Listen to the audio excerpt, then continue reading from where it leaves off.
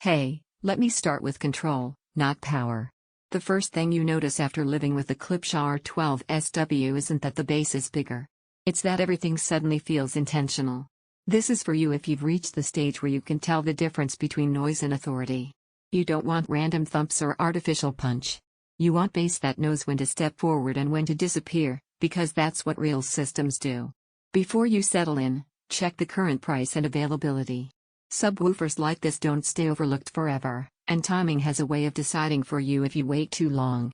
Your upgrade moment probably came when you realized you were overcorrecting. Turning the bass up, then down. Adjusting settings scene by scene. Trying to force weight into moments that should have had it naturally. That's when you understand your setup isn't lacking volume, it's lacking discipline. Once this sub is in place, that effort stops. Low frequencies arrive with purpose. They don't smear across the room. They lock in underneath everything else and hold it there. Movies feel grounded. Music feels composed. You stop chasing impact because it finally shows up on its own. You notice it during dialogue-heavy scenes when voices feel anchored instead of floating. You notice it during action when impact feels tight and believable, not loose or boomy. You notice it with music when bass lines have shape and restraint, not just presence. The performance here feels confident, not aggressive. Once you live with bass that's this controlled, weaker subs feel nervous, like they're always trying to prove themselves instead of doing the job. If you're thinking about waiting, pause. This is exactly how foundational upgrades get postponed, and every delay shows up the next time a scene fails to land. You might assume a sub this size is all about brute force. The surprise is how refined it feels.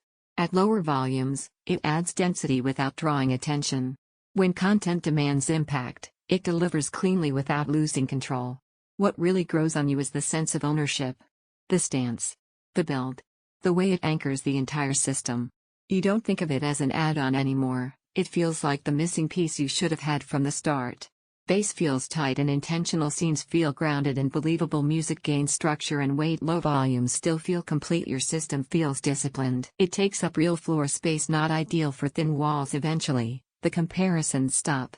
At some point, you stop asking how much bass you can have and start appreciating how good bass is supposed to feel.